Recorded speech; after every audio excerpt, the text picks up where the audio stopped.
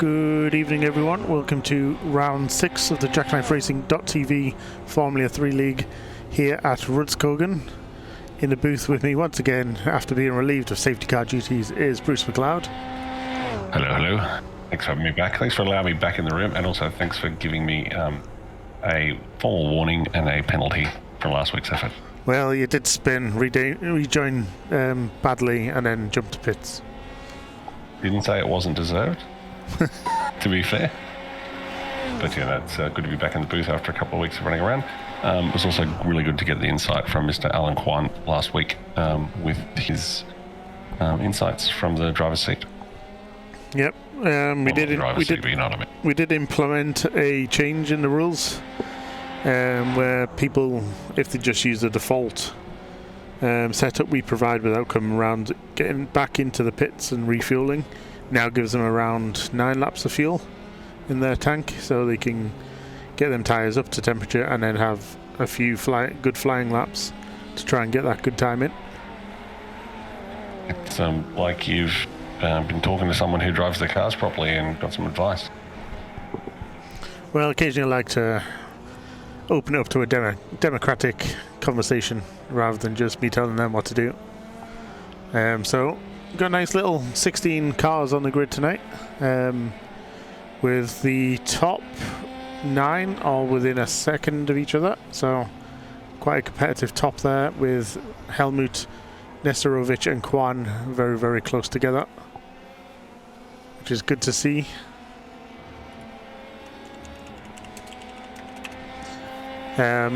This time there will be a full HD version going on YouTube tomorrow.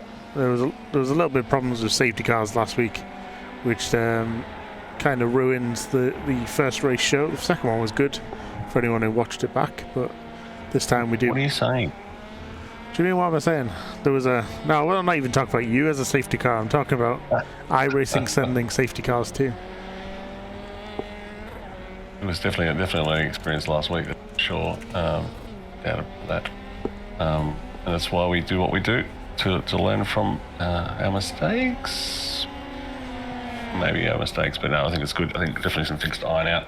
But also, one thing I found interesting about driving the safety car is a couple of things. One is you can't jump back to pits, because when you do in iRacing, you get a tow. So there was one point last week where where the safety car had to go, and I'm like, not going for 20 seconds because I'm sitting in the pits. So that's very interesting, because those normal rules sort of come into play.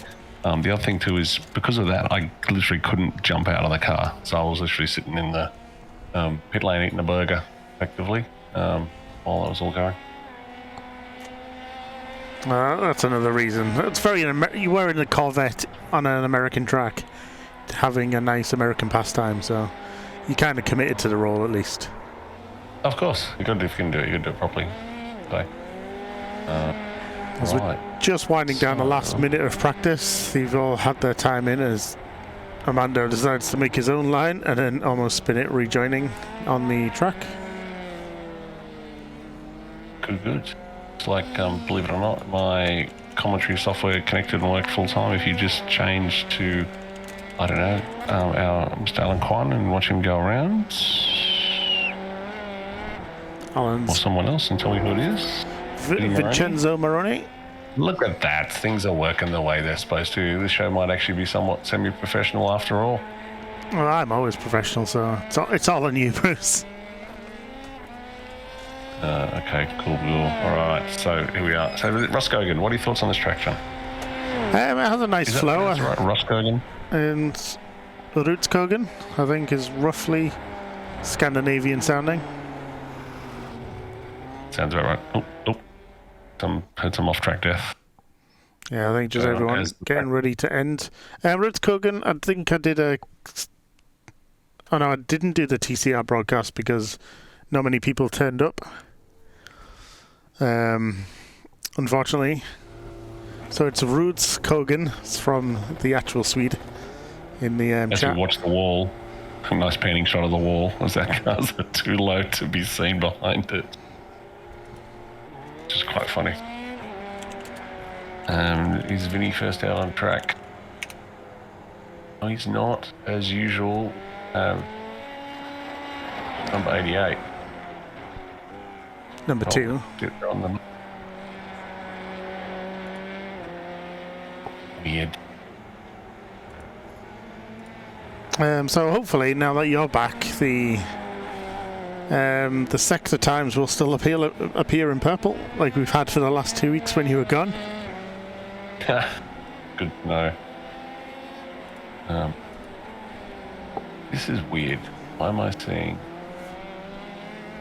Okay, so yeah, the joys of software. So I'm seeing Nicholas Snellgrove in my timing screen. Let's go to Renee. So Renee is on my track map as car number 88, yet he is number 2.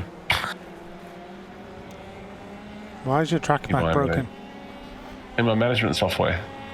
None of my software is broken. Well, he says he's number 2. Yeah, it says he he's goes number purple 2, 3, and 4, so he's lining up. Let me just come back in again. Well, you know what it might be? It might be because I was doing a not F3 session beforehand, practice Bathurst that open, and it's come through. Yes, it's looking a bit better now. The numbers are right. So that's interesting. Another bug. So 6 minutes into the stream and Bruce is already not being professional. Sorry. No, so yes, we'll see another bug in our software. But all right, back to what's ahead. So what is with this Swede livery? So I think he joined Marco's team, even though he's contracted to the greatest team on iRacing, the Jackknife Racing Endurance team. Yep.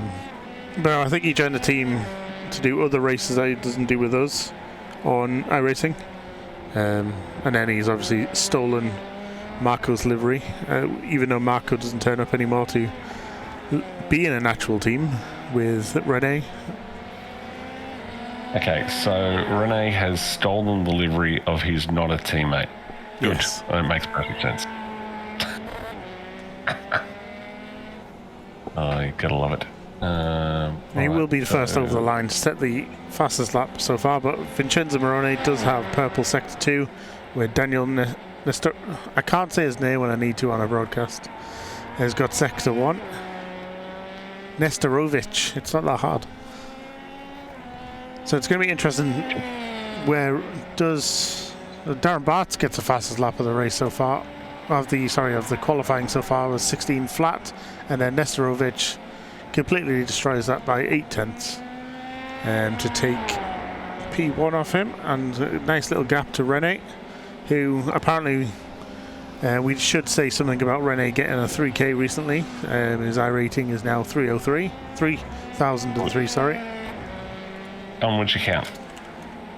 What's my count? Actually, Rene 1. On which account? Rene 1 or Rene 2? We all know he has... Non-Smurf.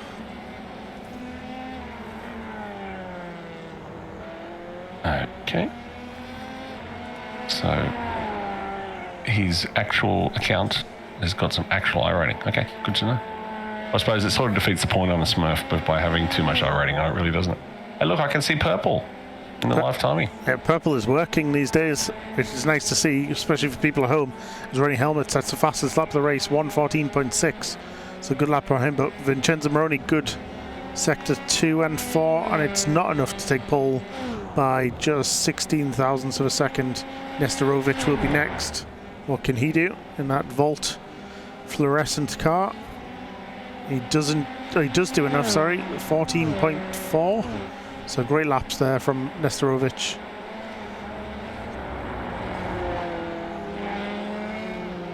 And someone, it looks like they've spun in turn 12, not moving on the track.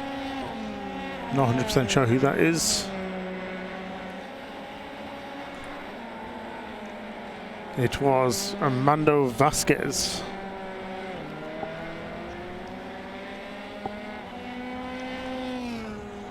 And I can actually see some... Oh, this is like I'm just here. I've actually got my overlays working. I can see that Len Beck is about to complete a lap. And goes for a PB, but hasn't actually managed to go purple. I can see Rene Helmet coming around again to do finish another lap. It does a 14.421. But more importantly, I can see that Vinny Moroni has gone purple in Sector 1 and is looking to move up. But unfortunately, the back half of the lap was not good enough for that. Nestorovic, unfortunately, hasn't improved either. but the laps are coming across fast and furious at the moment. Yeah, so it's not a very long lap here, only 1 minute 14 per lap, so just a hair's amount longer than Long Beach last week. I believe that was, or was it a little bit quicker than Long Beach? I can't remember the times at Long Beach, but it's very, very similar. I can remember that much. Lester Craig, he's currently down in P7. Let's see what he can do around the final corner of 14. Open it up onto the start-finish straight, which is a nice long drag race to the first corner, which is an uphill section, which does help the braking slightly, especially on cold tyres. Absolutely. See, it's a little bit loose on turn in there in the Audi F3.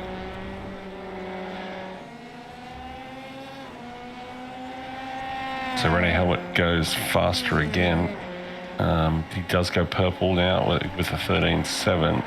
He was always going to go purple when he goes faster personally, but Alan Kwan is on a flyer. So Alan's gone purple in sector 1, green in 2 and 3.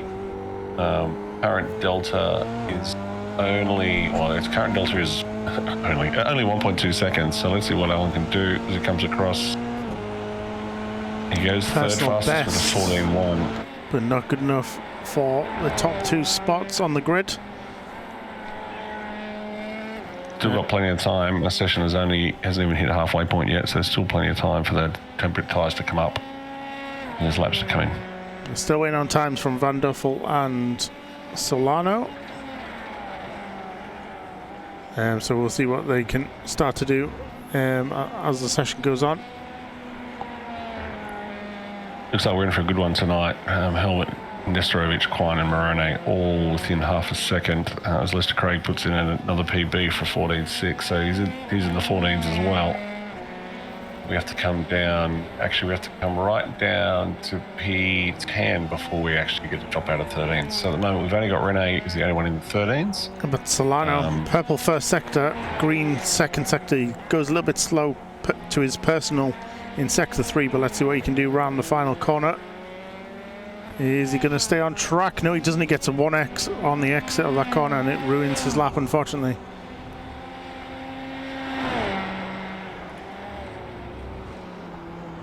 So a great shame there for Victor Solano. As I just reload all the paints because I don't think they're all correct. I was just thinking the exact same thing. I was thinking that car looks good, but is it the right paint? Marcus Webster, Tom Van Duffel, Victor Solano all have got updated paints, and Vinnie Moroni as well. So, of course, Vinnie Moroni, the Wave Italy driver. We should probably mention that Vincenzo Moroni has recently joined I think it might be an F3. I'm not sure if it's F3, but he has joined an Italian esports team. So we do have a minor celebrity in the league now. What, Helmut's not a major celebrity? No. I'm just waiting for him to complain in the chat, though. Quine goes off track trying to go faster and he's just going slower, so it looks like it might be either his tyres might have gone past the point or he's trying to overdrive it. So does this one count for Solano? Yes, it does. Puts him up to P5, overtaking Len Beck. So he's only half a second behind. That top 5 is looking very, very competitive tonight. And we shouldn't really discount Len because he's got some really good pace around here when he's not getting steamrolled.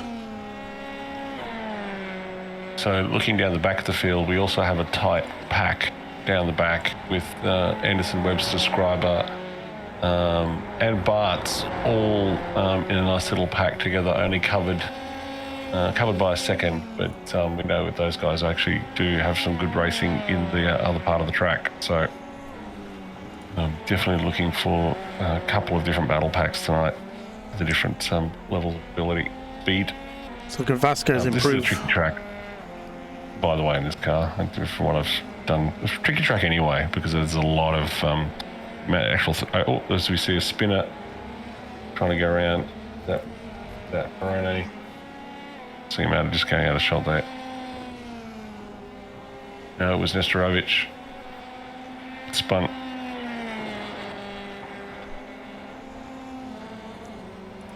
So we did manage to fix the points last week. So we can have a current look at the top 5 in the championship. Vasquez Jr. currently leading the standings with 96, and we've got Kwan on 80 points behind, and then Rennie Helmut, Keith Van Leeuwen on 58, and then Lester Craig bringing up the top 5 with 56 after 5 rounds completed. So definitely a lot of wiggle room in them championship standings. I think, although the few of the drivers were not necessarily happy about the change in the sprint format point scoring, it has kept that championship nice and tight as we go into the back half of the season. Bring back F1 scoring, that's what I reckon. So we've got 4 minutes left to run, and we're watching Amanda Vasquez go around, and he's not going fast.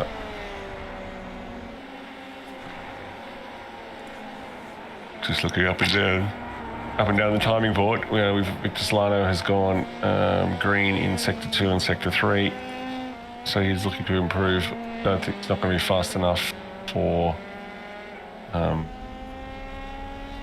Managed to avoid an off track, but he goes faster. Solano up to P4, overtaking Moroni by 3 thousandths of a second. So a very, very tight gap between them. But still, your provisional pole is still Rennie Helmut with that 13.7. So very, very good time for Rennie. Only 3 people have cracked that 1 minute 14, and that is Helmut, Nestorovic, and Alan Kwan. Seeing a few off tracks coming up as well, particularly from Henrik Steamroller on the last lap. Now back in pit lane, so I think Mr. Steamroller probably going to call it a day, locking in that P6. Darren Bartz as well has just had a slowdown as well. Vasquez Jr. definitely pushing the track limits. Vasquez Jr. had some good sectors there and does improve his personal best, but not enough to overtake Henrik Mola at the moment. Victor Solano still pushing. Slow sector 1 and 3, but he's got a personal best sector 2. Can he finish off the lap nicely?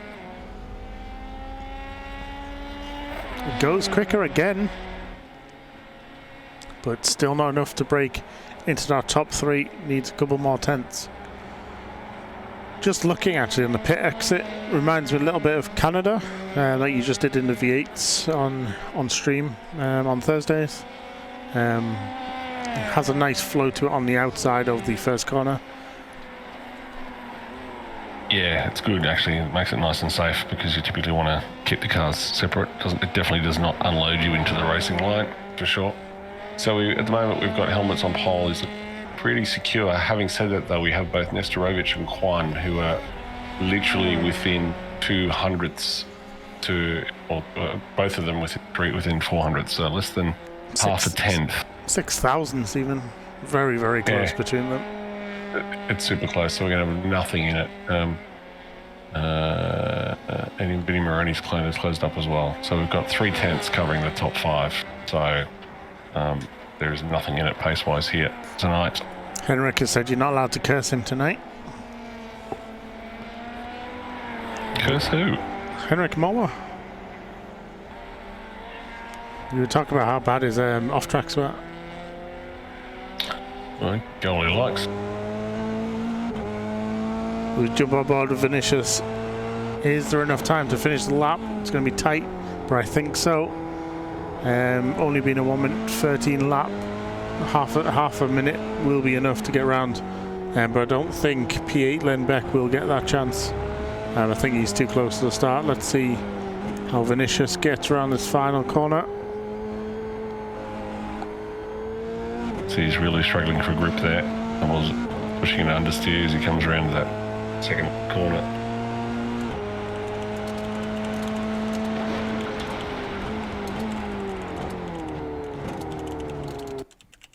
So that is the end. The session. As we look at the grid, round 6 in Rudskogen, Rennie Helmut was able to hold on for that pole position with the 1:13.7, followed by Daniel Nestorovic from Scandinavia in P2, Aussie from WA, Alan Kwan, P3, Solano from California in P4, Vinny Moroni from Wave Italy Racing in P5, Henrik Moller P6, Amanda Vasquez Jr. P7, Len Beck P8, Lester Craig P9, Nicholas Snellgrove P10, Henrik Anderson P11, Marcus Webster in P12. You can roll on to the next page. Yeah, I'm awake. Vinny Scriber P13, Darren Bart's P14, Jorgen Riegtrup and Tom Van Doffel rounding out our grid. Someone unfortunately has to be last, and most of the time it's... So, auto steward enabled. There is no auto safety cars this week, after a little bit of an issue last week.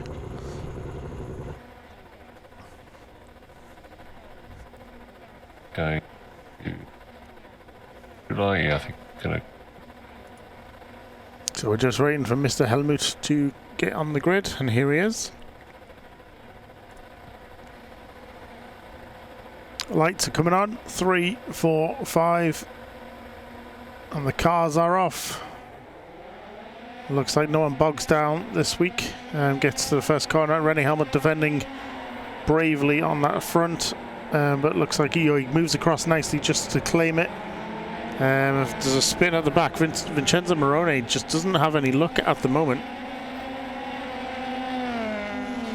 So Rennie's got a nice jump on the field with Nesterovic, Kwan and Solano all hunting together. Looks like Victor's currently... No, where's Solano? Solano's had an off track. He's gone a bit wide and dropped down already.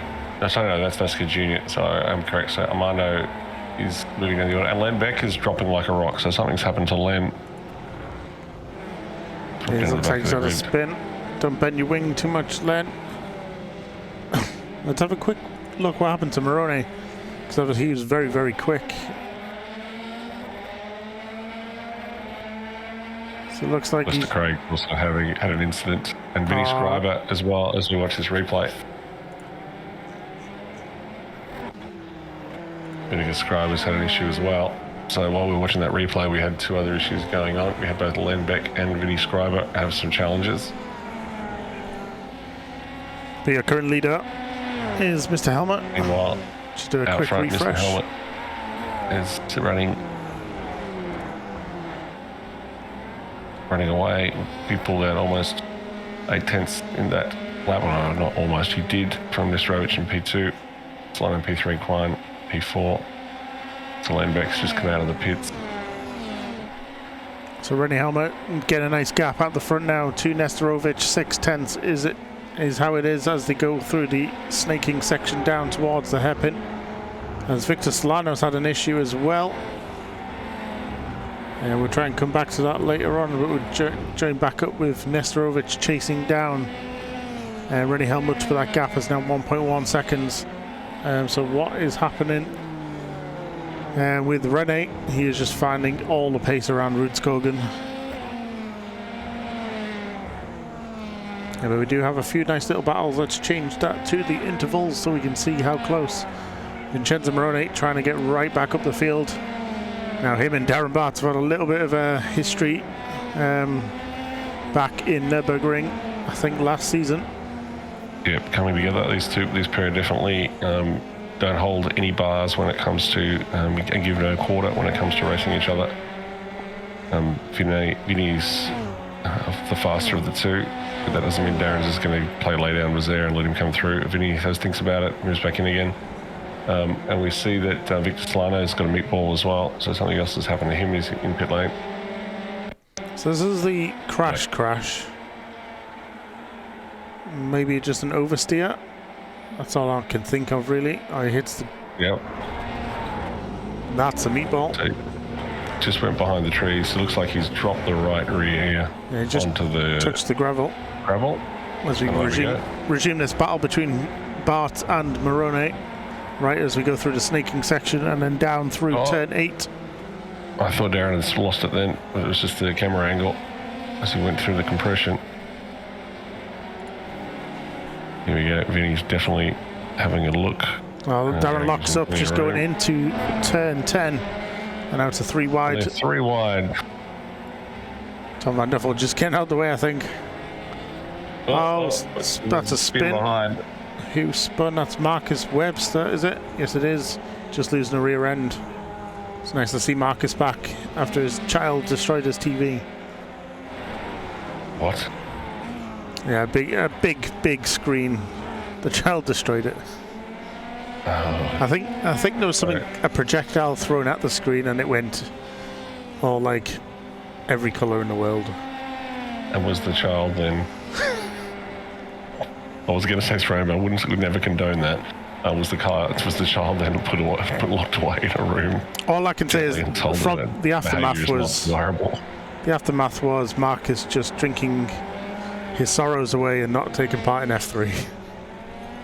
Okay, so quite sad. So Darren Bartz is still managing to hold and keep Vinny Maroney behind him. So great effort from Darren. Lester Craig, half a second up the track. So this is similar gaps front and rear for Darren, although helmet the timing's out because I just don't know how to read it. So Lester's 3 seconds up the road from Darren, but Lester is only he's had a bit of an issue because Henrik Anderson has started to open that gap up. It was only 0.3 the gap between Anderson and Craig as Nesterovic goes fastest trying to hunt down Rene Helmut. So that gap has come down to 0.4, so he's got the sniff. And he's looking to hunt down Helmet up front. I wonder how big the toe is down here, especially when you go down a hill into the red forest, I think Henrik called it. Yeah. Oh, his rear's starting to go as he turns it in. The battle between Verone and Bartz continues. The battle for P10. Nice. P9, I should say. A nice 27 degrees on track, so perfect racing temperatures, especially in these F3 cars. Morode really struggling to get past Darren Bartz. Showing this track does not necessarily favour the fastest cars on the circuit. I think also the passing opportunities are really quite limited around here. So I think you've really only got the start-finish straight. It's the only real clean way of doing it. But all the drivers being respectful as we watch this battle between Henrik Moller, aka the steamroller, and Vasquez as Helmut goes. It's interesting. Helmut went purple, then Nesterovic went purple, then Kwan went purple. So Alan Kwan 1/10 faster than the leader on that lap.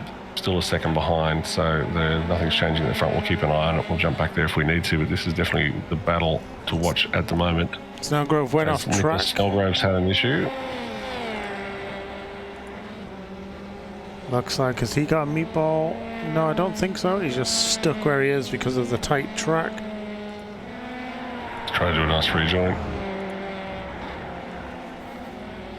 Back with Vasquez and Henrik Steamroller.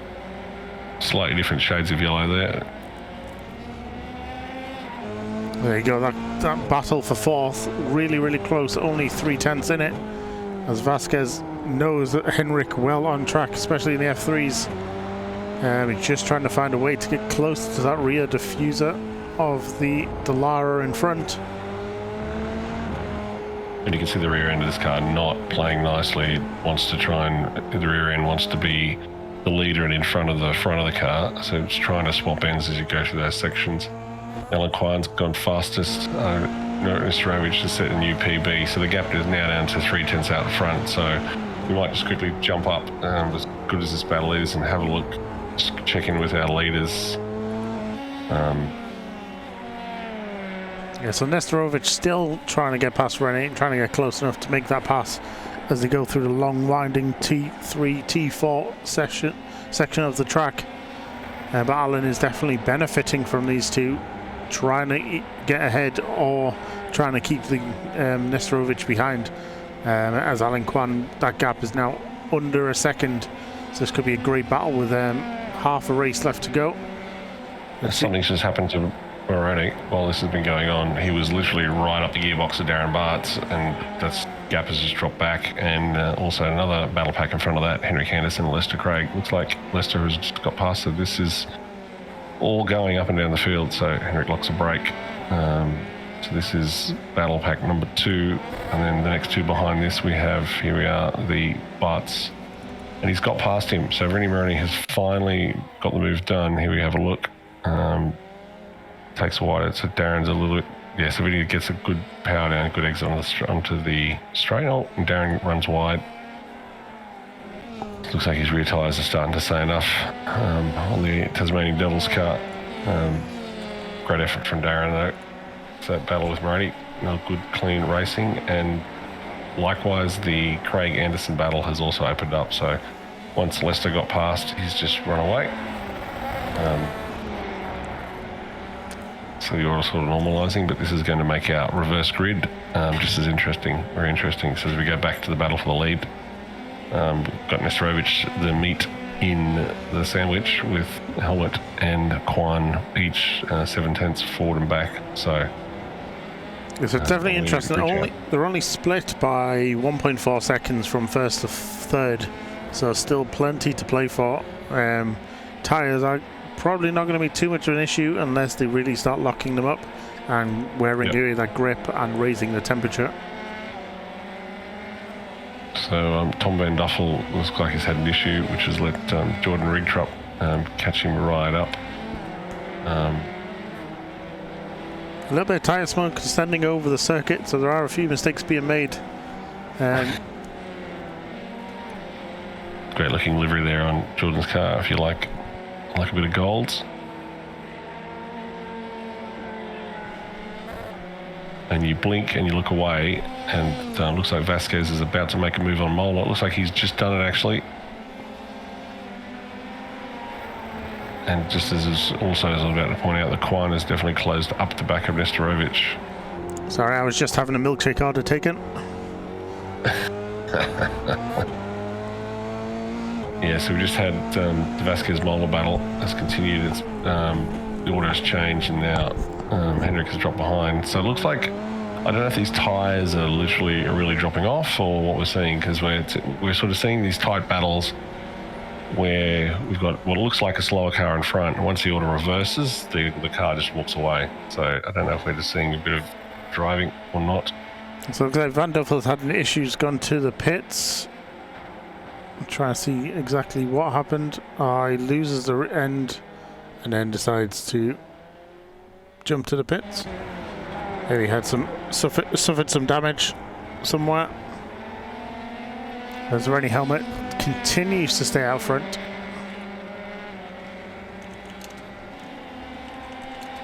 So this is definitely the battle to watch. And if you look at the track map, you can see there's absolute daylight between P3 and the Vasquez-Mola battle, so Vasquez-Mola driving in P4 and P5. So nothing in it between these three. And I get the feeling that Vinnie Moroney would have liked to have been here as well. He just hasn't been able to show the pace. Well, he's got the pace. In fact, Darren has got the pace as well. So I'm just looking at the timing up and down the track. So you've got people in the 14s. You've got the top 5 down to Mola in the 14s. Then you've got a bit of a gap, and then you've got Bartz and Moroney in the mid to low 14s, and then you've got Victor Solano, who's currently in P14 in the 14s as well. So there's definitely a good mix of pace. Thanks for bringing that up, John. You can sort of see the different times. What's interesting though is pace without track position. You can sort of just see how the same pace at the front, you'd be leading. So if you look at Vasquez versus Bartz and Moroney, they're both doing a very similar lap time, except Mondo's in P4 just because of the track position. It's quite interesting that you saw Alan go a little bit wide through, I think that's turn 2, and then kind of looked like he struggled to get the power down just in the background of the gearbox shot from Rennie. So it's wondering what Alan's done to them tyres that seems to be doing it. He has actually got the fastest lap, so he has been pushing a little bit as well.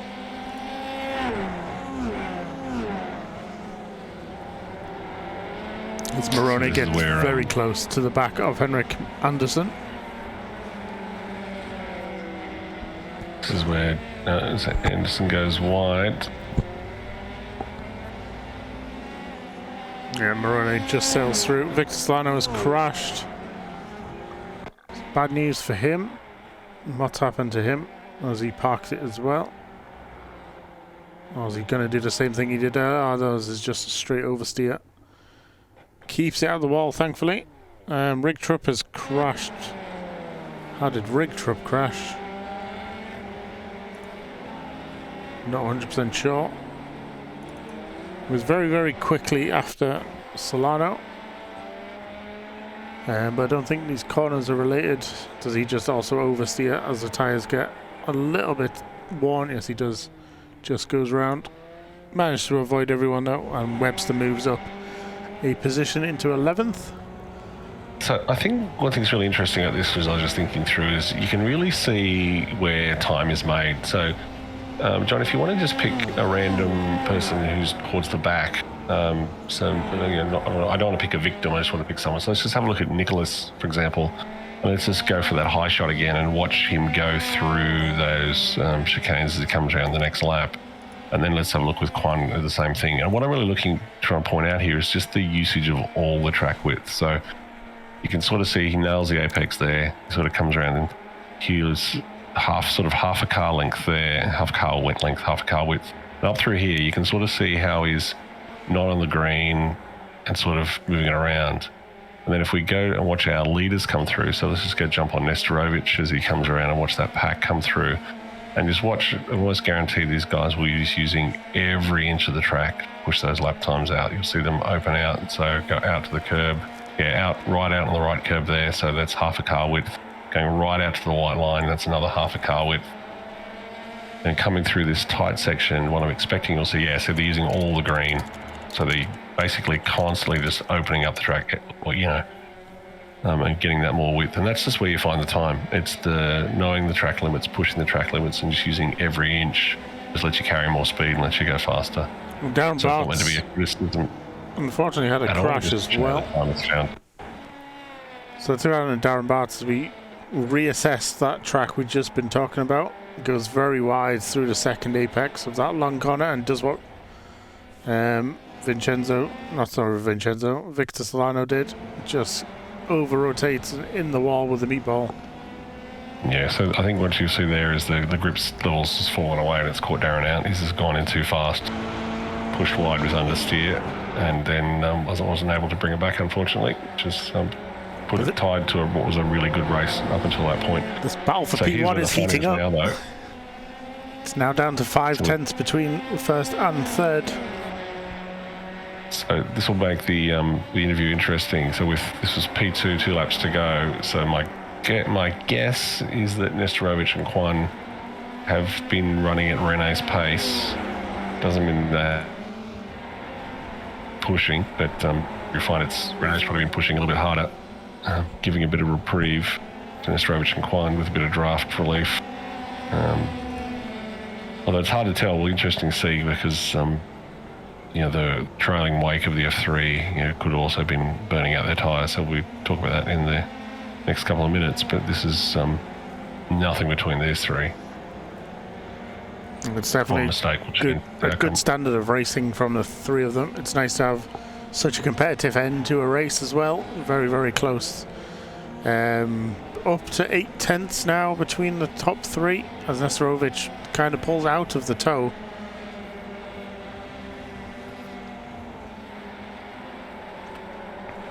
Now we do have 2 more laps of racing to go. Can Nestorovic find a way past Alan Quan? Just find a way to sail through both of them in the final few stages. So the best thing about this is that we'll see this order reverse in the next one. Yes. Rene goes very wide. That opens the door for Nestorovic, but not enough around that part of the circuit, unfortunately for him, as he goes through 5, 6 and 7. Nestorovic once again very close, takes a wider line down the hill into turn 8 kink. And look at that, Alan Quan is now within 3 tenths of Nestorovic, so constantly changing up and down the corners. This order is just changing gaps between each car. As we come into what is going to be our final lap, Rene's just managed to pull that gap out just a little bit as they tighten up again coming into the last corner. So as we come into our white flag lap, let's see how defensive. We've had a spinner, so we've had Lindbeck spin in the background. Luckily that was out of the way. So we've got some more come down to turn 1. So can Rennie hold out? Come a little bit. Unsettling the car. You go on board with Alan Quan. Watch him trying to hunt down Nestorovic.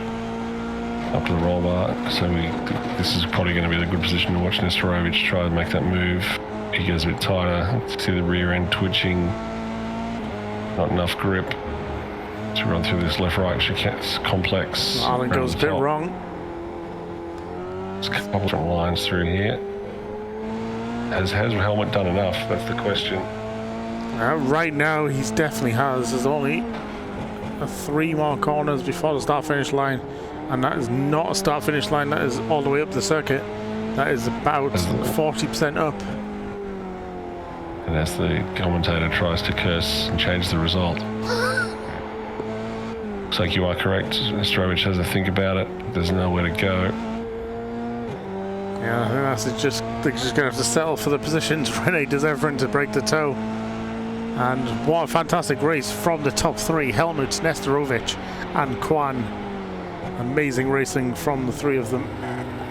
Yeah, you can throw a blanket over that. There was an absolute nail-biter right down to the end, with Vasquez and Mola finishing in P4, P5. And they should be followed by Craig, Verone, Anderson, Stillgrove, Schreiber, Solano, Rietrup, Beck, Bart, and Fitz having a cup of tea. So it was a great race overall from them. It's going to be interesting. Vincenzo Morone is going to be on the front row for race 2. So if he can find a way to keep them tyres on the track this time, he does have a good chance of pulling away right at the beginning. So we've got Alan Quine in the booth with us now. Alan, looks like you had a great view of the show in front of you there, that whole race. Yeah, it's a really challenging track, and the tyres just want to give up. So yeah, I watched them both twitch their way to first and second ahead of me, unfortunately. So I'll let you keep your strategy to yourself, but do you think we are likely to possibly see people taking tyres in this next one? I think there's benefits to both strategies, honestly. I know you can't give a real answer, but what I'm hearing is it may be a possibility to that. Thanks, Alan. We'll let you go as we go through it. Good luck for the next one, and let you run away. Bring in our P2 for that one, Daniel Nesterovic. Learn how to drive software. Daniel got very close in the end, but not quite enough to get there. Nope. So were you sort of pushing, we saw the lap times changing on purple sectors and fastest laps and personal bests the whole race for that one. Did you feel like, were you sort of waiting for that last lap and hoping to have a bit more? Or was no, I gave everything all the time? Yeah, I was trying everything. Yeah, I didn't have any more. And a bit annoyed that I couldn't get any real draft from it. I was hoping to get a little, but no, I was not close enough. But really fun racing and really clean. But he was fast. Yeah, you boys are quick out the front. There's nothing in between it. It's keeping us on the edge of our seat here in the commentary booth. Jump on the forums and tell them we want DRS for the F3. That's what I reckon. Yeah. Thanks, Daniel. Good luck for the next one. Thanks. Salt being towed. Rene, looks like you hang on to that one just by your fingernails. How was that from your seat? I fought really hard. Holy. You don't want Daniel behind you the whole race, actually. He's so fast. Yeah, he just then he said basically he was not holding anything back at all. So there was nothing between you 3. So definitely kept us entertained. Yeah. Now, do you want to give a little hint whether you think you may or may not be taking tyres in the next one, or are you just going to keep the cards close to your chest? That's going to be a hard one because tyres were really on the edge already at in the last race in the end. So normally I don't take tyres, but this time maybe. I don't know. I really don't know yet. Good. It's going to keep us on the edge of our seat. Good luck for the next one, Rene. And hopefully your four tyres will stay keeping in the same direction, and you'll be able to enjoy some sweet afterwards. Thank you. See you, Rene. Move Rene back to General Race Comms. And that was, I think, a record interview as we sort of go wait for this warm-up to continue. So we've only got the whole car out on track at the moment. Moroni. And I'm guessing my co-commentator has snuck out. He has. So we're just here with some nice static cameras and look at the lovely green of Rudskogen. So I think this is a Tilke track from memory. No, sorry, I am back.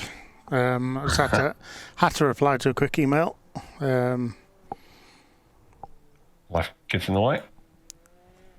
But everyone, what an amazing first race. Interesting to hear what Rennie was saying, though, about the tyres going off towards the end of race 1. And that's only half distance compared to race 2. So will we see some major tyre changes in race 2 rather than the occasional? I know there's the whole warming up section, part of the tyre, the warming up phase of the tyres when you get new ones. So it's definitely going to be quite interesting to see where that goes in race 2, especially when you're fighting for the lead. As Rennie said, he was sweating buckets trying to keep both of them behind.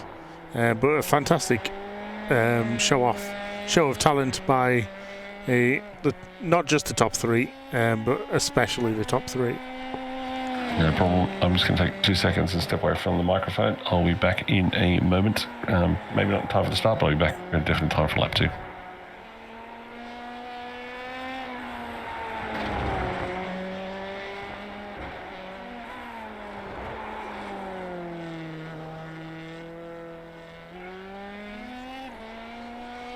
Yeah, so obviously for next race we are going to be looking at some good racing overall.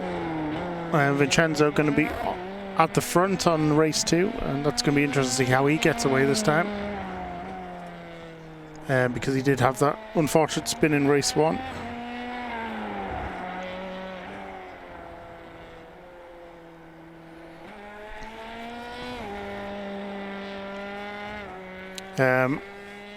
I just need to reset the iRace control software just so I can make sure all the auto shooting works.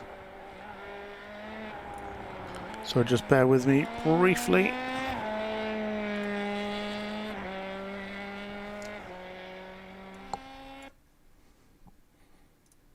As the warm-up comes to an end.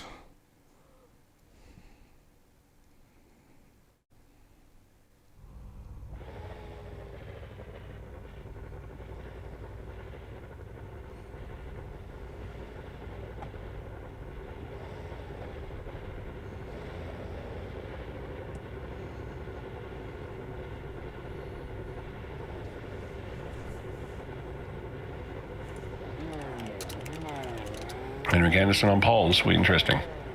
Yeah, definitely going to be quite interesting. A quick refresh of the overlays just to make sure everything works perfectly. Take us away, John. 3 lights, 4 lights, 5 lights. Lights are off, cars are going. And there's a bit of a stall by Daniel Nestorovic. And that is caught out him. Is that Rene as well at the back? No, Rene's halfway up the field. That's Darren Bart's possibly been caught out. Oh, sorry, Webster. Getting the front of that car mixed up with Rennie Helmut, but that's not a great start by Nestorovic, unfortunately for him. But that's really bad luck, Aaron.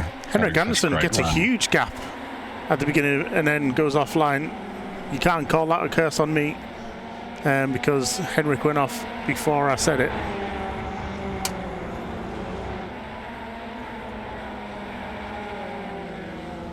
There we go. Benny Moroni's taking the candy from the baby, unfortunately, for poor Mr. Anderson. He needs to do more matrixing, I think, and start trying to bend the car to his will. So we see Alan Quine does a massive move down the inside of Lester Craig, not realising that time is of the essence. He can't let Vinny get away.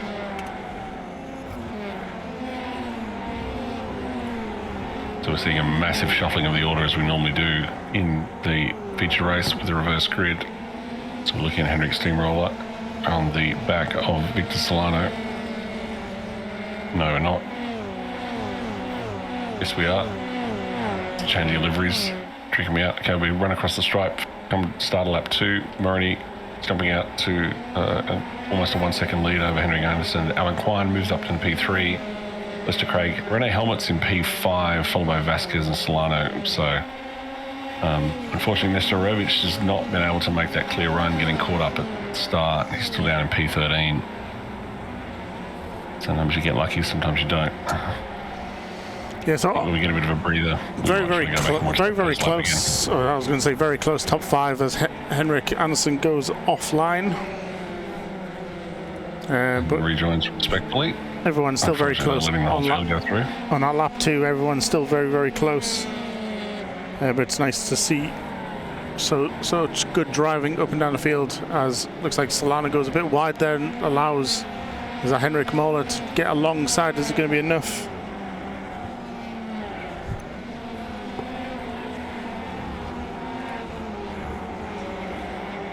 So that it is.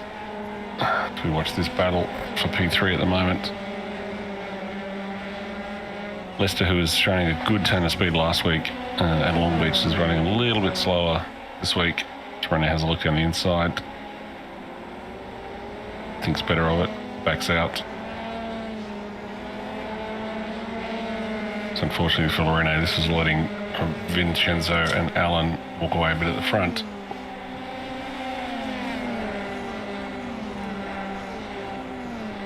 Snowgrove also trying to chase down the steamroller. Only 3/10 in that as well. So look at Nick Snellgrove following through. What can Rene do this time around? Going to be getting a little bit impatient at this point. I think, to be honest, Leicester would probably be worthwhile letting him through. I think it's only a matter of time, but he's a racer and he probably won't. Doesn't have to leave up out of the way. More entitled to place his car where he wants. It's Rene's job to find the way around. A little train here, running from 4th back to 9th. And we see another spin down the back from, unfortunately, Len Beck, repeating the mistake he made in Heat 1.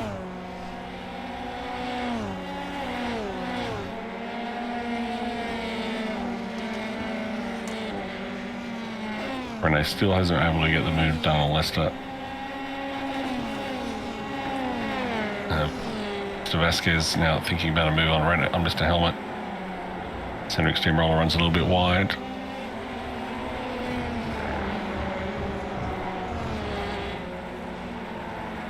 So whether you like this layout or not, there's no doubt that Rudskogen provides lots of action. It does. It seems to be one of the great track for these racing.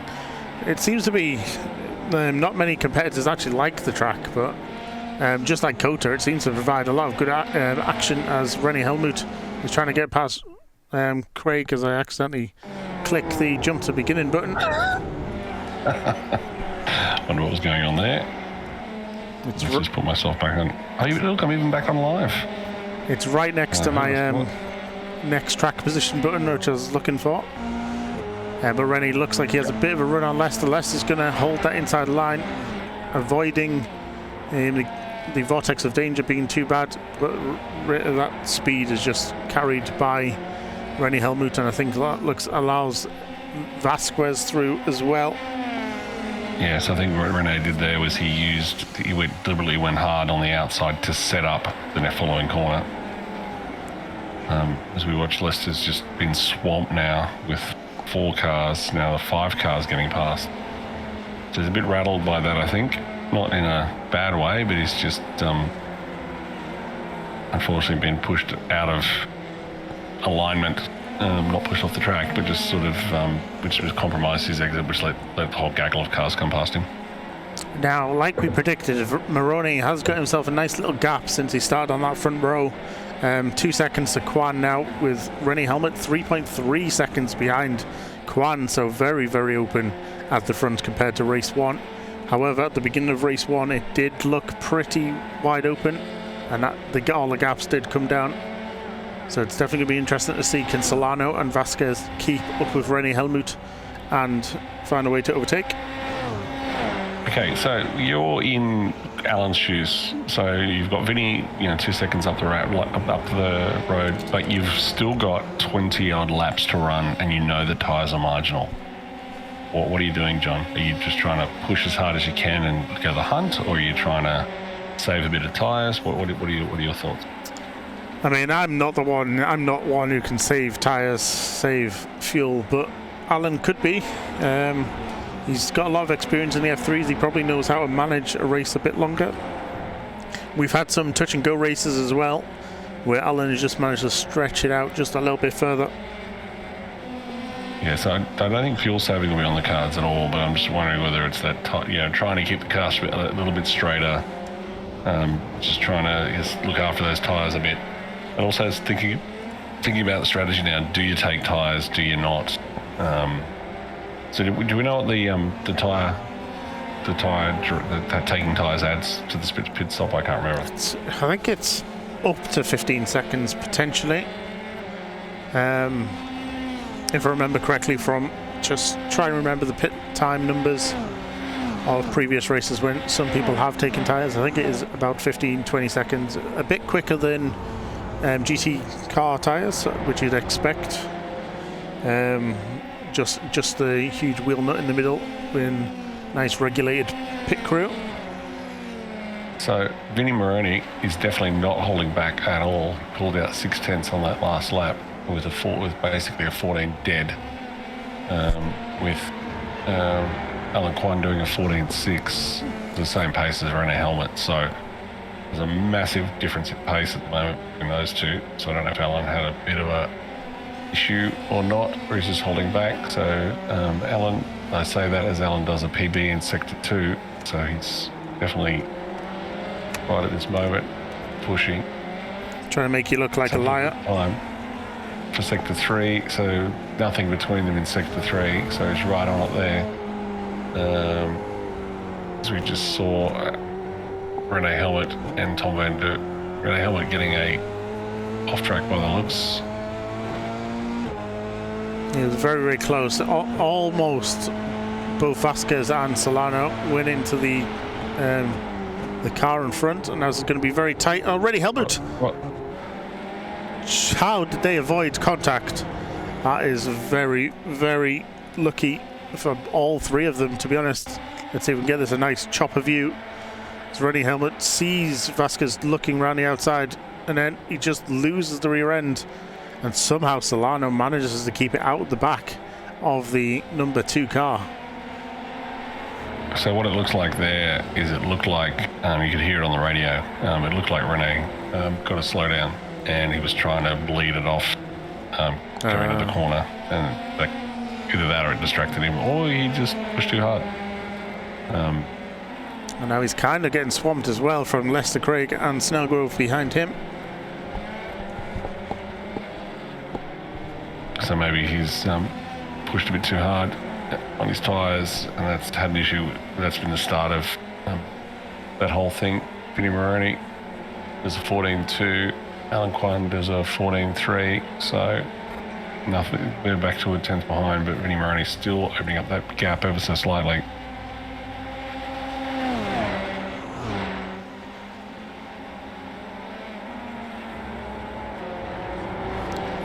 Look, he's getting very, very close. Is Solano doing some nice discipline though, making sure not to tap the rear end of Vasquez. And now the draft seems to be working in race 2, but look at that great defending there from Vasquez. Just forces Solano to cut off some of that speed to get around the corner on the slower line. This is a very smart paint job from Victor Solano, as we know that the F3 gets paint damage on the nose, so it's got it there pre-baked in, so the car appearance doesn't change as the race goes on. This is definitely one of the battles to watch on track. The other one is a battle between Nicholas Snellgrove and Lester Craig, and then Nesterovich and Schreiber. So there's a Helmet battle pack going on. Helmet now recovering, trying to get back in that top 5. He's a second behind Mola at the moment as it stands. Alan Kwan is past Vincenzo Moroni, and Vincenzo Moroni gets back, but look at this. Vincenzo Moroni was off track for a few seconds there. Let's have a look and see what happened. 1.5 seconds off track. Oh, he was just avoiding Webster. Oh. Wow. Marcus Webster, the steward's room after this race. So can we just zip back and have a quick look at that, just from the cockpit view, from Vinny's cockpit, and see, or his roll bar, and see what happened. Let's take a little while for the replay to spool. So here we are in Vinny's cockpit. He comes around the corner. Oh. Okay, yep. That's definitely going to be a bit of a slap, I think. Very, very lucky that he came out of it, but that gap has now been decimated, and Alan Kwan is only a half a second behind in the tow, which will minimise the amount Vincenzo can get away. So, yeah. So who was that again? And Marcus Webster. No to that. The Flamingo with a spoon. So Snellgrove now getting chased down by, it looks like, Rennie Helmut's already in the pits. I think that is within the pit window. If I remember correctly, I think it's from lap 11. Just trying to have a quick look. And it's not this early unless his race labs is telling him something different. We do give him an extra bit of leeway in the tank, just in case. But look, there's Lester Craig sending it down the inside of Nick Snellgrove sending it down the inside of Lester Craig. Great overtake there from Snellgrove. Henrik Anderson going head to head with his old Skippy foe, Jürgen Rigtrup. Oh, Vincenzo's moved. Is that Vincenzo? Is that Rigtrup? That was Rigtrup. That's Rigtrup. Very similar liveries from a quick glance. Similar colours tricked you out. So that was a great mind punt there from Henrik Anderson on Rigtrup. So Salty is reporting he had a crash. Oh, he has. He's done the oversteer.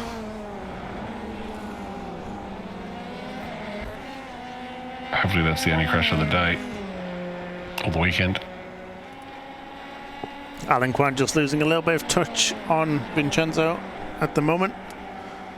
Wonder if he can keep that back. Lester Craig still fighting neck and neck with Snellgrove as he head down to the long sweeping turn 4, turn 5, I think that is. Sorry, turn 3 and 4. Side by side they go. Lester gets it done. Taking that place back from Nicholas. Oh, very, very sideways, very taily going there into the left, right, right, left. Nesarovic on their tail, only half a second behind.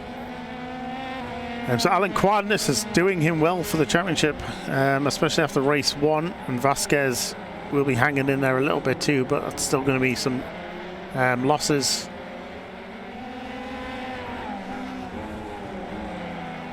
So are we about to hit, or have we hit the pit stop window yet? Yeah, I think it's lap, so it'll be lap 13 to lap 20 roughly. So we are entering it. So if we jump on with the lead, with our leader, and then have a look at the approximate. Oh, I can see some smoke before we do that. Up ahead, so something is definitely happening. It's Henrik Steamroller. Has had a bit of a track. I'm trying to work out, so 40 seconds I think it is, so let me just make sure that's all set up correctly. You can see where I was heading with this one. See where our leaders are going to pop back in after they stop. So at the moment, actually we can go in we'll do a quick gap, use some normal math, so 40 seconds will still put them down just in front of Rennie Helmut, depending how good they are at getting in and out of the box. So right now, through that gap. So very the question difficult. Is though, with or without tyres, is going to be the question. With tyres, it's going to be a bit longer. So I estimate close to a minute if they take tyres. So this is where Alan's a little bit in the box seat here. He can just follow Vinny around. He can let Vinny blink and then he could look at how long Vinny is in the pits, and then use that to judge whether he himself takes tyres or not. So Vinny's definitely the one under pressure here. So whoever blinks first, I think, is at a disadvantage in this one. Quite possibly, especially if they come up against too much traffic. Oh, Vinny just spun. I think Vinny just lost it then. He did, as he just moved away from that shot. You just see the car starting to over-rotate.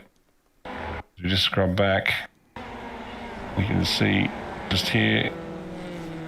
This goes down the hill. Down the hill. Has a half lose. So it's open the lead completely now. So his tyres are completely cooked. 3.8 seconds is the gap.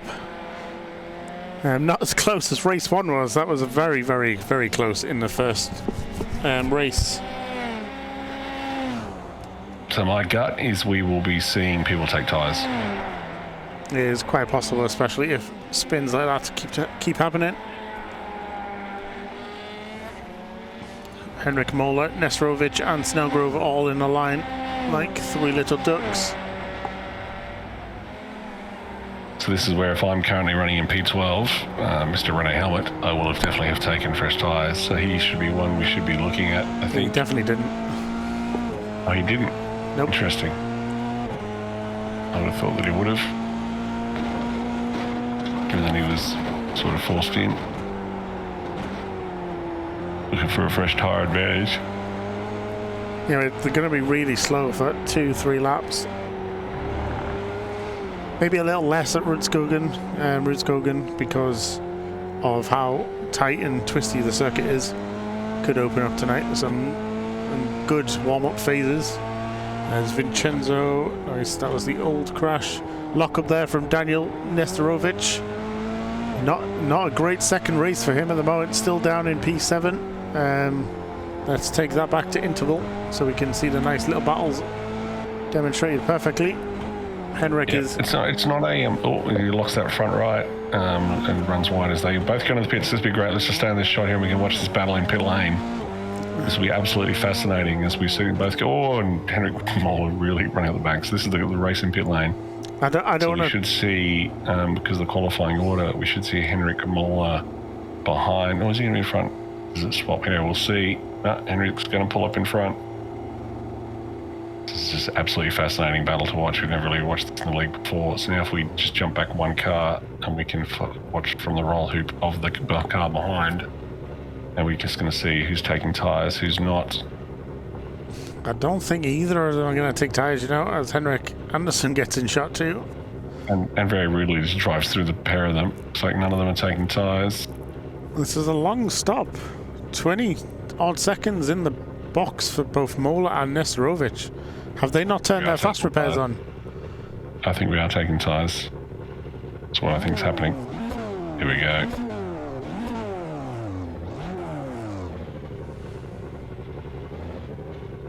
Yeah, tyres are being done. They're both stationary for a very long time. Here we go. Nesterovic wins that one. Oh, and Mola gets rolling. That's a safety car. So this is a fascinating battle to watch. So Mola does manage to do it. Yep. Manages to...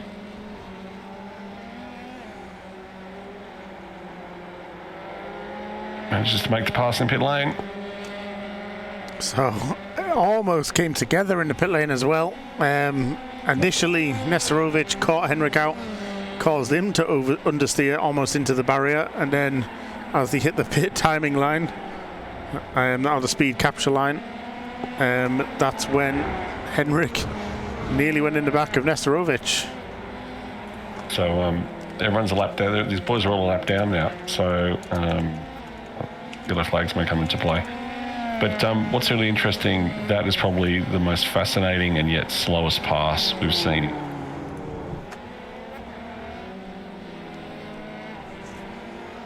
Pointed with though is, hello iRacing, why don't we have the animated pit crew on the roadside? Because I did a bit of a practice stop for the Daytona, which is next weekend, the Daytona 500 on iRacing. Watch some of it here on jackkniferacing.tv. I think. No, I'm busy. I'm going to a musical. Well, don't watch it here on DeckKnifeRacing.tv. Watch it on someone else. There'll be plenty of coverage. Bruce McLeod. Should be fascinating. Should be fascinating to watch. But yeah, you get the nice, lovely animated pit crew running out, putting your tyres on. So you do. I'm a little bit sad I'm missing it, but it is where it is. But Nesterovic getting very close to the back of Henrik Mola as they go through the S's of there. So we'll be going through a tyre warm-up phase now where the grip has gone away. So both these cars are looking quite sketchy at the moment, moving around a lot, front to rear, as the balance is moving. As the tyres rapidly come up to temp. So we've got 14 laps left to run for our leader, Alan Quine, until we get the stop out the front. Oh, no, he's in pit lane now. So, Vinny Maroney, is he going to jump in as well? Yes, he is. So here we go. Bit of a lock up, and they're all coming in now. So we've got... So once again, are we going to see tyres? I'm guessing we... Oh, it's a good question. I don't know, as we get some scenic shots of... Rudskogen. Half fakey two-dimensional trees. Here him shifting down. So Vincenzo Maroney left, so Quine is definitely not taking tyres. Oh, he's out already, and neither is Vincenzo. This is going to be interesting towards the end of the race because we saw in race 1 how hard that car was to control as Alan Quine gets a nice little battle away, nice little burst of acceleration away. He has lost a second since Maroney's spin though, so Maroney is really pushing, and is that wise on these tyres? We're not 100% sure how that's going to play out. Who knows? So the situation remains similar, and Vasquez and Solano also not taking tyres. So it's interesting, right? So we're seeing those differences in strategies. Mola and Nesterovic both a lap down for taking those tyres. But this battle does continue between Mola and Nesterovic, fighting for P11. Nesterovic not managing to get any time at the moment as he come into the start-finish straight, but like we heard in race 1, the draft is not so strong down these 2 long straights of Rudskogen. So I don't think that it looks like this strategy doesn't seem to have worked, right? Either that or we're still going through the warm-up phase. Both Mola and Nesterovic are in the 15s, whilst our leaders are in the low 14s. So the gap has changed massively now. It's down to almost a second, so Maroney is pushing. But is this going to cost him? We still have 12 laps of racing to go. Is there going to be enough grip in these tyres towards the end for him or Alan defending it? Well, at the moment it looks like there is. Yeah, we're just gone over the race distance of the previous race, and these two still managing to keep it mostly tight. I know Vincenzo had a bit of a spin earlier, but Alan, I think, is also doing a little bit of time management, using his brain just to try and avoid defending too hard and ruining the tyres. Yeah, I think there we definitely saw Alan, going a lot slower into that third corner in that complex as Vinny gets a little bit sideways coming out, and you can hear the car ripping up to the rev limiter as it's struggling to get traction on the rear. Just keeping an eye, and it looks like Jordan Ringtrop has definitely had a bit of a challenge on the last lap. Or is he in pit lane? Oh, he's gone to pit lane, that's why his time's so slow. Makes more sense. Okay, so Henrik Moller's just done a 14.6, so his, no he hasn't, that's his fastest lap. No, he's still in the 16s, so that alternate strategy just doesn't seem to be working for Nesterovic and Moller. They're still not seeing any massive gains compared to the cars around them as we go on board with Victor Solano, who's right up the tailpipe of Armando Vasquez. Yeah, jumping on board driver's eye, this is what Victor Solano is seeing from behind. Well, it's what he's seeing if he's very short, to be fair, because his actual view is a little bit higher, but this is a great view of what you can see what's going on in the steering wheel. Apparently his car is freezing because his water temp is 0.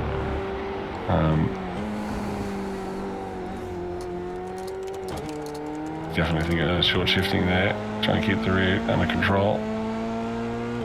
Up to 4th down the hill into the compression, grip in the braking zone. Coming up the hill, lose the grip. So Nesterovic has just set a PB with a 14.7, so those tyres have come in now for him. So now he was half a second faster than our leaders on that last lap. So now we're seeing those tyres come in. So are we going to see Nesterovic and Mola start to work their way up the order? Still a lap down though, so they've got an 18-second gap to make up. So we'll see if it's going to work. Yeah, so I think you are right. Only Nesterovic and Mola decided to take tyres. They're the only ones with 45 seconds in the pit box.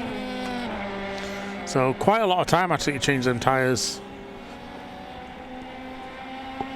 So it's going to be interesting to see how the leaders and then Vasquez and Solano hold out. Rennie Helmut has another pit stop to go. If you remember, he came in earlier, a little bit earlier of the pit window because he did slightly lose the car into the barrier and cause a little bit of damage.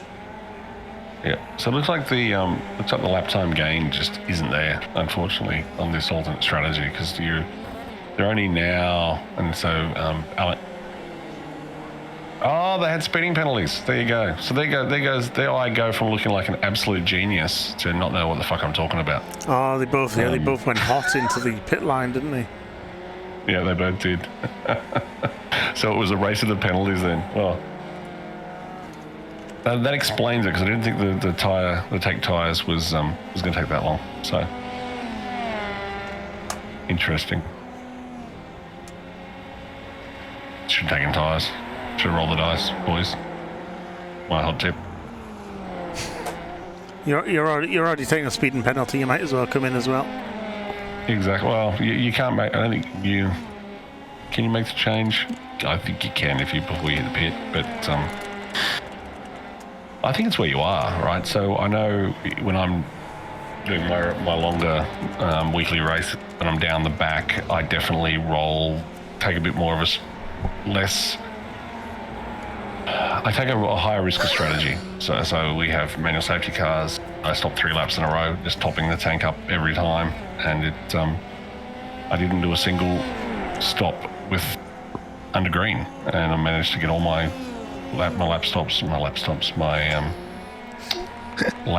pit stops for I can English. Got my pit stops done under safety car, so that worked out quite well in that particular race. But when you're down the back, you can roll the dice very differently when you can at the front because you have a lot less risk. Like it's when you're only going back in the safety car Q3 spots, that's a lot less risky than going from first to 20th, for example. As Alan Kwan managing this gap perfectly well. He's actually opened it up quite a bit, 2.2 seconds now. Let's have a quick look at the last lap times that were recorded for each driver. So Alan was 0.2 slower than Moroni, but Moroni does seem to be having a few issues on them tyres.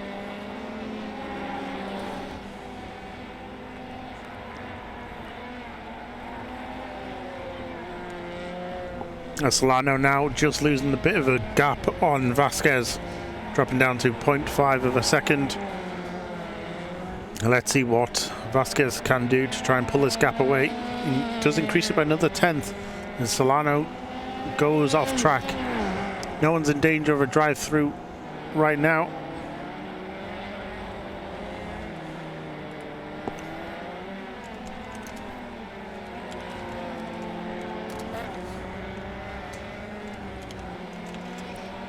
Interesting. Where's my... Nesterovic and Henrik Mola have given up on their battle. Nesterovic finding a way to pull ahead. Now 1.3 seconds ahead of Mola. And we do have 3 people retired, Van der Beek and Bart. But the battle that is going on at the moment is that one for the final podium position. Is there going to be enough between the two of them? Or is Armando Vasquez going to be able to hold out for this P3? We have about 8 laps to go. So plenty of time for these tyres to start really throwing some spanners in the works. Yeah, absolutely. So Vinny Moroni goes fastest. No, he doesn't. Yes, he does. No, making mistakes again. So there's nothing between P2 and P3 from a pace point of view.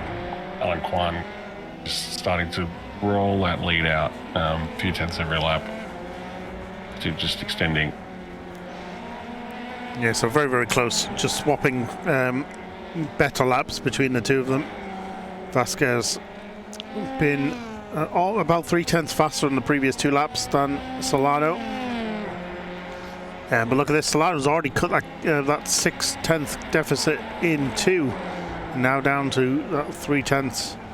Can Victor stay close enough as they go around that tight turn 2 onto the back, or the side straight, we should say? That draft is not too powerful, and then you have to comprehend how the braking is going to affect. As you obviously going down a hill, you require a bit more braking because the car's inertia will carry you forward a little bit further. And look at this, Solano just driving really smoothly, and he's going down the inside of Vasquez. Hopefully they don't touch. They are both Americans, so that net code should be limited.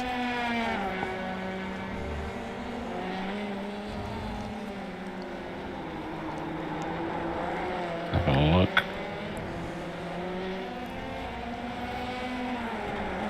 It looks like Solano's through. Oh, is he not? They're not giving up without a fight. Some good close racing, but looks like Solano's just managed to hold it on the inside, and he is going to move through and take a good... Oh, but Vasquez is not finished with Solano yet. He's cut back, and how he's going to go for the inside, but it's a double... I love how you think it's over. There's been a collision. It's over now, unfortunately. Rene Helmut moves into the podium position, but does he still have a stop? Yes, he does. I think he still has a stop. Or he's going to have to fuel save. All right, let's go back and have a look at that one. Let's have a look. So Vasquez sends it. He's definitely got the overlap. So we are side by side. Definitely a legit move. Oh, I think he just takes too much curb. He takes too much curb and does it. Neither of them got meatballs, thankfully.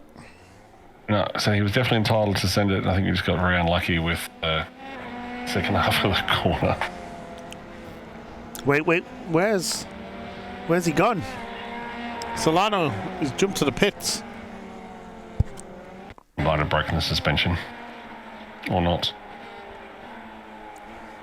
He snap oversteered, and that's a wheel gone. Such a shame there. Such a shame for Solano, who was doing really well.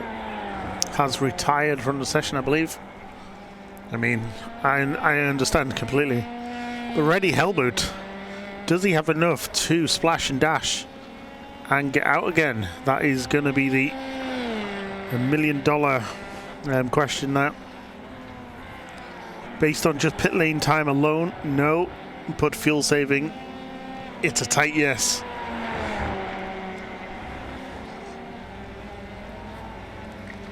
This is a great recovery drive from Rene. Come back into third. The challenge he had before. But Alan Kwan controlling that pace at the front of the field right now, 5.6 seconds to Moroni. But Moroni will still be happy. He's had a few unlucky races of recent times, despite how quick he is.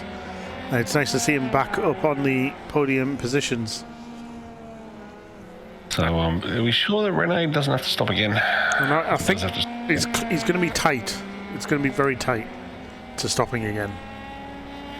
Like, possibly a lap's worth of fuel required. I'm sure he can save that.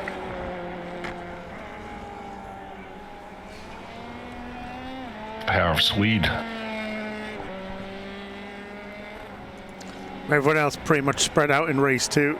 Nowhere near as competitive as race 1 turned out to be. Lester Craig getting a nice position, P5 at the moment. Vasquez still managed to hold that P4. He didn't really gain overall. I've got a message coming in. What's that, Michael Massey? Safety car? We're not having a safety car just because you're Australian.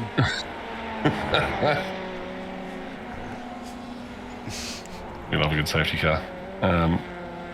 3 laps left to run. There will be no safety cars in this one.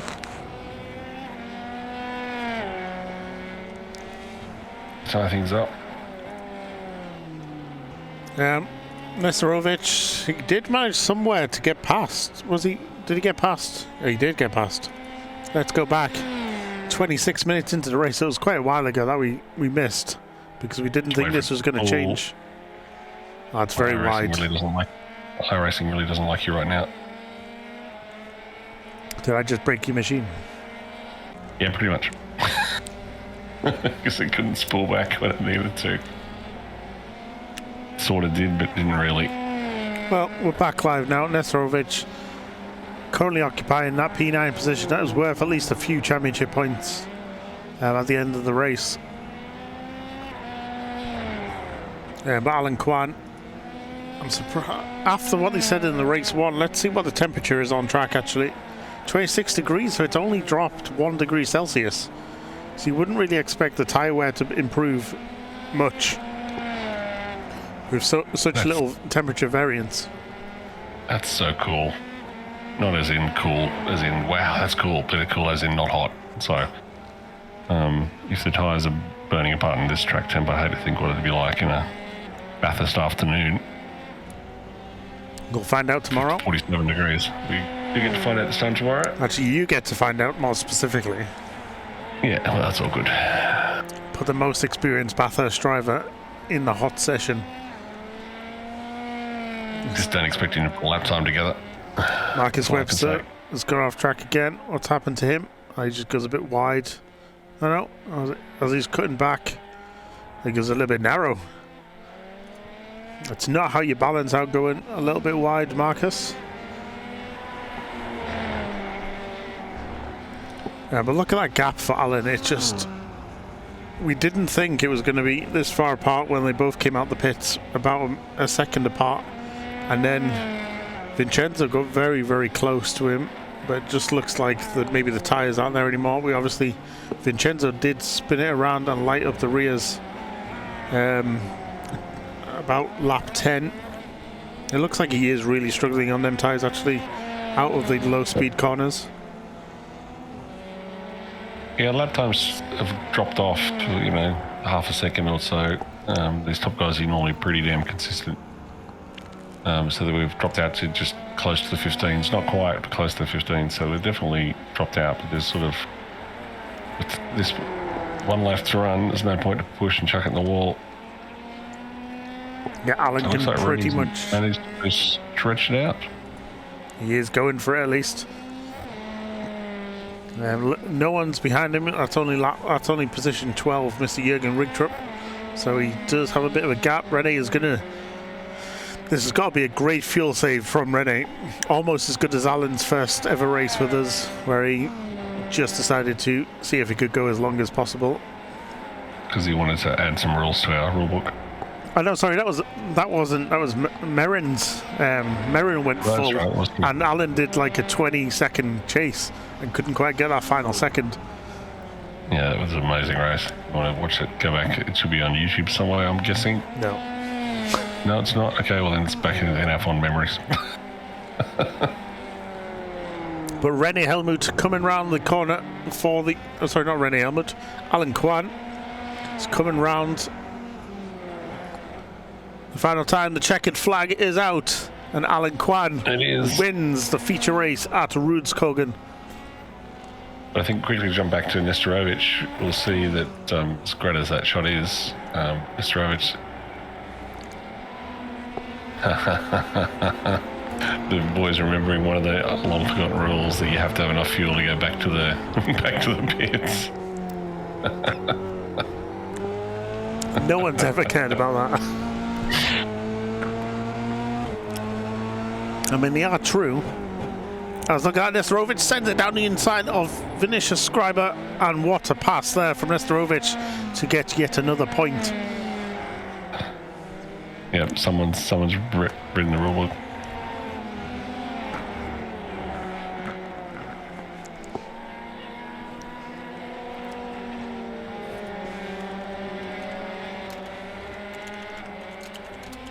How have I double bound, camera open and close with my push to talk button? This is what I'd like to know. That is a special kind of talent you have there, Bruce. Shut up, dude. as the race comes to a close, as Henrik Steamroller comes across the line. So we had Alan Quine definitely take out the win from that one from Vinnie Maroney and Rene Helmets. So let us get them into the room and you can have a chat to our winners. I don't like talking to people. I'm antisocial. Oh, tough. You're right, this is on you. And I'm going to bring in P3 first. I already did it. Congratulations, Rennie. That was a great recovery drive from you. Yeah, I breached the rules. I didn't have any fuel.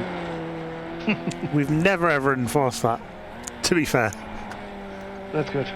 Yeah, no, it was a good recovery, but I didn't have the pace of my first race, unfortunately. Yeah, it looked like it was a very unfortunate crash, first of all, that sent you into the wall. But you came in the pits, you dusted yourself off. We were wondering if you were going to have enough fuel just even to get to the finish line, never mind doing the cool down lap. But you did manage to eke it out just enough. Yeah, I saved so much fuel on the last lap, and then I ran out of fuel on the last corner actually already, so I just limped over the line. I bet you probably couldn't believe your luck when you saw Solano and Vasquez, after doing some really close racing, finally come together in turn one. I better don't answer that. Kinda expected it. Alright, well thank you Renee, and congratulations on your recovery for P3, and obviously heat race P1. Yeah, thanks. Hey, Renee. Tyrus. Hello, welcome to the booth, Vincenzo. Hi. So how was that race for you? Very hard race. Alan was very fast, and we have trouble with a lap car. Go in the middle of the track and don't remember the lap and don't remember the driver, and I lost my 2.5 seconds in front of Alan. After I need to push to have Alan up. It's not in slipstream, okay, but I have a mistake, and after I little nervous and little error, but I don't have a very feeling with this remove now. But it's a good race. Finally, I end the race in this season. P2 is good. We do actually want to shout out. Yeah, good race, really. Congratulations to you joining your esports team recently. It's definitely well deserved. But it's this is the presentation few days ago. But Wave Italy is my team from years ago. But now we have a reunion in December in the Wave Italy factory in Verona, and we do this video, etc. But thank you, mate. Thank you, thank you. That's good. Congrats, Vinny. Look forward to seeing you out next time around. Sorry? Look forward to seeing you next time. Yes, and I think I have my Asher back, and I do to go fast, more fast, or I don't know. But I have seen a lot of driver very fast in the last race. It's good. The level of the championship up, and the races more funny. All right. Awesome. Thank you. Thanks, Vinny. Goodbye. Bye bye. Bye bye.